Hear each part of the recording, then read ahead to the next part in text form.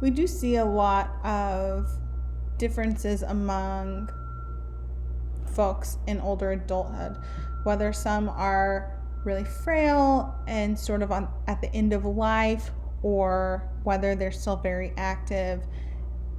And you see the link that I've put in here is a news article from, I believe it was around Thanksgiving 2019. A grandma in her 80s is still a bodybuilder and foiled a burglar from stealing from her house by throwing a table at him and just generally beating him up until the police came. It's a great story. So I encourage you to look at it if you haven't seen it. It's really cute. Compared to younger adults, older people tend to rely more on their personal experiences than on objective statistics, or in dual processing terms, more on intuition than on analysis. The tendency to cling to familiar places and possessions may be problematic if it leads to compulsive hoarding. I know particularly a lot of older folks who grew up during the Depression, the Great Depression, had a higher tendency to hoard because they were worried about their things. My great grandma had this actually, and her house was actually oddly very organized for her compulsive hoarding, but her house was set up as such where you had to basically, it was like walking through a maze to get to things. But she had cans of food over here, she had newspapers over here. It was very organized, but was really afraid to get rid of a lot of those things. And I think as you get older, it does become a way to hold on to your identity. Well, this happened to me. Look at this history of mine. Look at these things that I have. And so people do tend to hoard later in life, if not throughout the life. Stratification theory suggests that these factors accumulate, creating large discrepancies by old age. Ageism takes many forms. Some cultures are youth-oriented, devaluing the old, while others are the opposite and put much more emphasis on older folks. The image you see here are twin sisters who were born in rural China in 1905.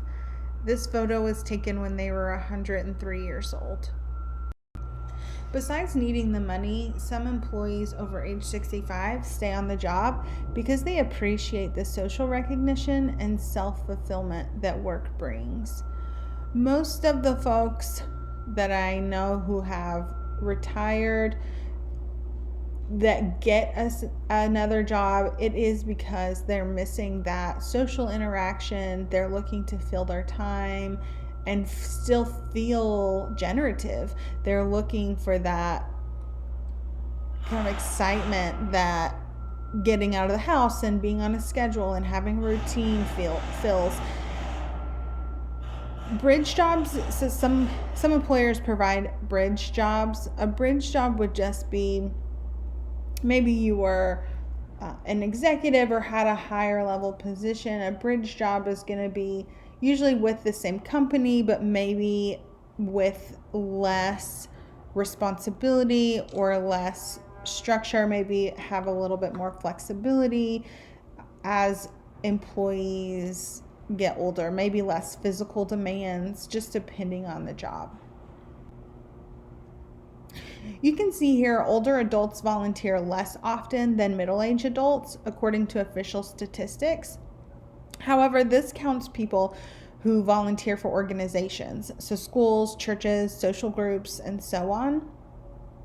Not counted is help given to friends, family members, neighbors, and even strangers. If that were counted, we may see that older adults have higher rates than other people. I had never actually seen a naturally occurring retirement community until I bought my condo in Richmond. We were in the neighborhood with our realtor, and everyone in the neighborhood was easily over 70. Some were very clearly over 80, 90. Much older community. We didn't see anyone who was anyone who was young at all. And we wondered about that. We asked our realtor, is this a 55 and older community? Can we even live here? We thought this is really interesting. We found out that no, it's a regular community. Everyone can live there. So we bought our condo. We moved in. We start to get to know the neighbors because they're all retired. So they're always kind of around, and we're chatting with them and getting to know them. And they all bought into the condo as it was being built in the early 80s, and just bought it after their kids moved out with the intention of retiring there. And so we move in and everyone is much older, and now we're seeing the person we bought our condo from, she had moved into a nursing home because she couldn't live there on her own anymore. The people diagonal from us couldn't take the stairs anymore, so they eventually moved out.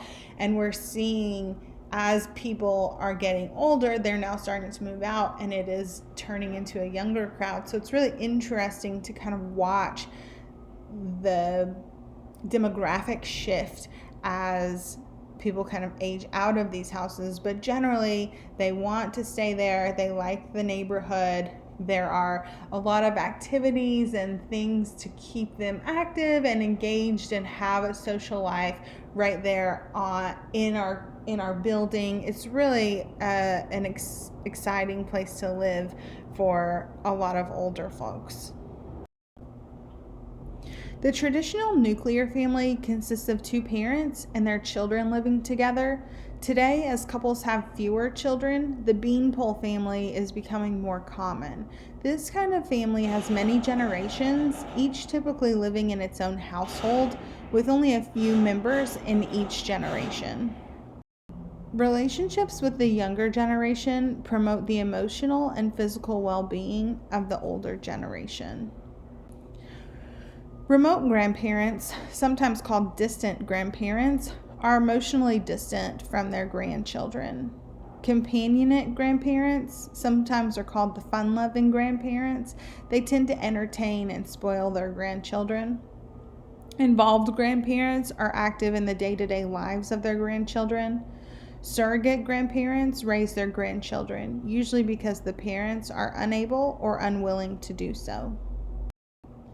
Table 15.1 in your book has example tasks for each of these domains. When caregiving results in resentment and social isolation, the risk of depression, poor health, and abuse escalates. Abuse is likely when the care receiver is frail, confused, and demanding, when caregiver suffers from emotional problems or substance abuse, or when care occurs in an isolated place where there are few visitors. While there are advantages to having a motorized wheelchair, basically that it helps you stay engaged in life, there could be a disadvantage